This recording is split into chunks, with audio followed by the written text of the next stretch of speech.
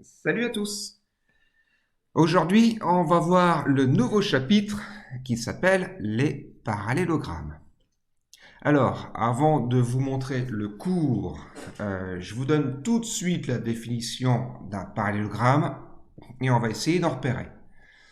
Alors, il faut savoir qu'un parallélogramme, c'est un quadrilatère, donc une figure à quatre côtés, dont ses côtés opposés sont parallèles 2 à 2.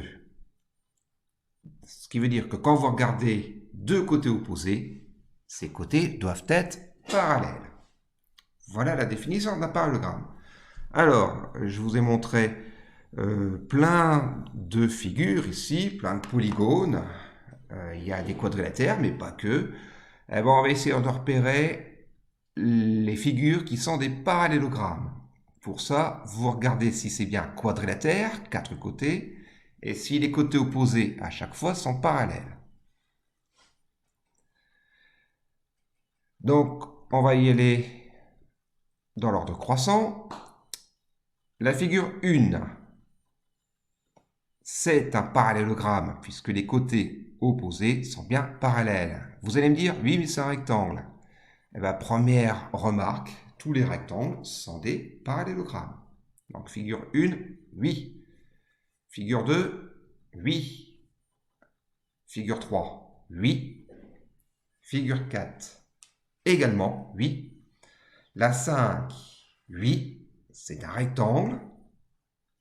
Comme les côtés opposés sont parallèles, c'est donc aussi un parallélogramme. Donc la 5, oui. À la 6, non. Donc non pour la 6, c'est plutôt un trapèze. La 7, non. La 8, oui. Vous allez me dire, c'est un losange. Oui, mais dans un losange, tous les côtés opposés sont parallèles. C'est donc aussi un parallélogramme, même si on dira losange. Donc, pour la figure 8, c'est oui. La 9, oui, même si c'est un carré. La 10, oui. La 11, oui, même si c'est un rectangle. La 12, non. La figure 13, oui. Les côtés opposés sont bien parallèles sur la figure 13. C'est donc un parallélogramme, même si on dira plus losange. La 14, oui. La 15, oui. Et la 16, oui également.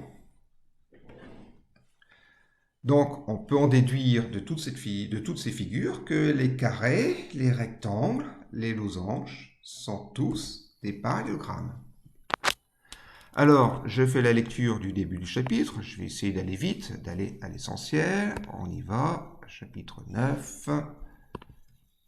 Toc.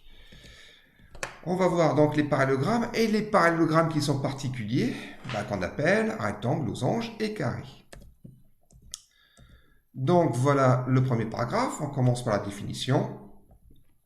Je l'ai déjà dit, un parallélogramme est un quadrilatère dont ses côtés opposés sont parallèles. La construction, j'ai fait un petit schéma pour vous montrer la méthode permettant de construire un parallélogramme. On verra plus tard qu'il y a d'autres manières, mais cette méthode, c'est vraiment la première méthode à savoir. Quand vous connaissez deux côtés qui se suivent, vous avez le début du parallélogramme. Vous avez deux côtés qui se suivent, qui sont reliés.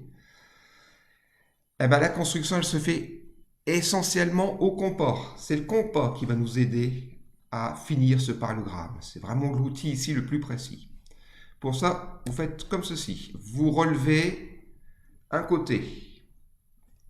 Ensuite, sans changer l'écartement, vous vous déplacez vers le dernier point, ici. Et ça vous donne un arc de cercle. Maintenant, vous levez votre compas, pardon, et vous relevez l'autre côté. Voilà. Ensuite, vous vous déplacez sans changer l'écartement pour vous mettre sur le dernier point. Vous avez un deuxième arc de cercle. Les deux arcs de cercle se croisent et cette intersection me donnera le dernier sommet du parallélogramme. Voilà. Cette méthode, elle est importante, hein, elle va revenir souvent, même s'il y a d'autres manières de faire un parallélogramme. La suite du cours, voilà le parallélogramme ABCD. La suite du cours, pourquoi on étudie le parallélogramme cette année? Pourquoi c'est une figure importante? Parce qu'on en voit plein autour de nous. Vous pouvez vous amuser, voir autour de vous. Si vous arrivez à discerner des parallélogrammes, vous en avez forcément, il y en a vraiment partout. Et cette figure, elle a pas mal de propriétés. Alors je vous les liste. Dans un parallélogramme, je l'ai dessiné. Première propriété, les côtés opposés ont la même longueur. Le côté AB ici est égal au côté DC, tout comme AD et BC.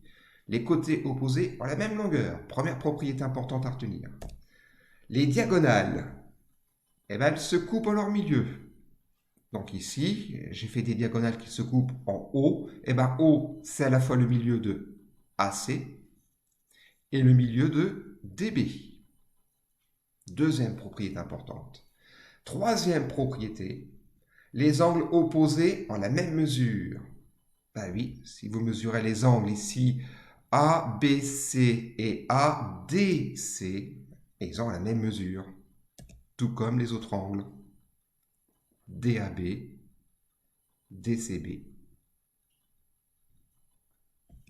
Il y a même une autre propriété que je n'ai pas marquée parce qu'elle va avec ces trois-là. Dans un parallélogramme, le centre de symétrie est l'intersection des diagonales. Ou en d'autres termes, un parallélogramme est une figure qui a un centre de symétrie. Ce centre, c'est l'intersection des diagonales. Voilà. En fait, ce que je viendrai citer, c'est une conséquence de la deuxième propriété. Voilà, je continue le cours encore un petit peu dans cette vidéo. Il y a une formule permettant de calculer l'aire d'un parallélogramme. Alors avant de vous la donner, cette formule, j'ai dessiné un parallélogramme et j'ai fait le croquis suivant. Donc j'ai fait un parallélogramme de longueur L et j'ai tracé ce qu'on appelle une hauteur, ce qui forme à gauche un triangle rectangle. Et bien ce triangle rectangle, imaginez-le qu'on le découpe et qu'on le déplace, s'il veut bien se faire, à droite. Voilà, comme ceci. Et bien du coup, le parallélogramme, il se transforme en un rectangle, mais l'aire du parallélogramme va être la même que l'aire du rectangle. Je n'ai absolument rien éliminé, je n'ai rien rajouté, je n'ai fait que déplacer des choses. Vous connaissez l'aire d'un rectangle? L'aire d'un rectangle, c'est longueur fois largeur. Ou ici, plus exactement, longueur fois hauteur. Eh bien, vous avez la formule. Pour calculer l'aire d'un parallélogramme, la formule, c'est longueur fois hauteur. Alors, je terminerai cette vidéo en refaisant la construction du parallélogramme. Voilà, je vais présenter un logiciel de construction. Voilà. Si je veux bien, il est là. Voilà. Allez, je remontre la méthode pour construire un parallélogramme. J'ai déjà commencé le parallélogramme. J'ai mis deux côtés. Donc, si vous avez bien compris, je vais prendre le compas. Voilà, je fais apparaître le compas. Je vais relever la longueur AB. Donc, le compas. Oups. Voilà, je vais le tourner pour relever la longueur AB. Voilà, comme ceci. Voilà, j'ai bien relevé la longueur AB. Je vais maintenant déplacer le compas pour le mettre sur le point C sans changer, sans l'écartement. Voilà, je fais un arc de cercle. Voilà, un arc de cercle suffisamment grand pour être sûr de trouver le point d'intersection. Voilà la première partie de la construction. Maintenant, je vais prendre la longueur AC. Donc, je déplace mon compas. Toc, toc. Et je vais prendre la longueur AC. Allez, je revérifie bien. Voilà. On va dire que j'y suis. Je vais déplacer mon compas sans changer l'écartement pour le piquer sur le point B. Voilà, j'y suis pas tout à fait. Ouais, on va dire que j'y suis. Voilà. Je trace un arc de cercle qui va couper le précédent. J'ai donc trouvé le dernier point du parallélogramme. Le point d'intersection, c'est le dernier point. Je vais tout de suite lui mettre un nom. D. Hop, je bug un peu. Voilà. Et allez, je relis. Bah, je prends la règle cette fois-ci. Je prends la règle, je relis. Alors, toc. Allez, je fais au mieux. Encore un peu. Voilà. Allez, je relis. En noir, c'est bon, on y va. Toc. Maintenant, l'autre segment, le segment BD. Voilà. Voilà. Bon, c'est plus facile normalement sur une vraie feuille. Voilà. Et bien, j'ai fini ma construction du parallélogramme. Alors, attention, le parallélogramme, il s'appelle comment? Il faut faire le tour de la figure. Il s'appelle ici A, B, D, C. Voilà, A, B, D, C. Je vous montre une dernière chose. Pour ça, je vais prendre une page blanche. Allez, je laisse tomber mes instruments. Je vais prendre une page blanche, suivez bien. Bon, je vais faire nouveau.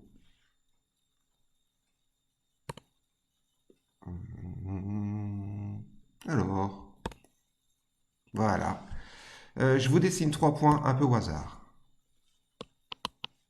A, B, et puis le point C, je sais pas, je le mets ici. Si je vous demande de voir à peu près où se trouve le point D, tel que ABCD soit un parallélogramme. Avant de faire les constructions, c'est bien de deviner un peu où vont se placer les points, au moins pour laisser de la place. Donc je veux que ABCD soit un parallélogramme. Est-ce que vous voyez où va se trouver le point D?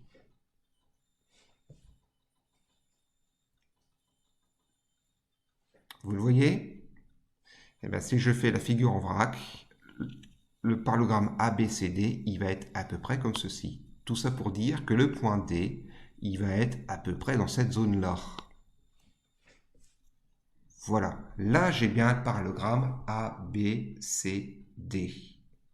Si j'avais mis, je le fais en rouge, si j'avais mis le point D ici, ben, j'aurais eu un parallélogramme, mais un parallélogramme qui se serait appelé ABDC. Et c'est pas du tout ce que je veux.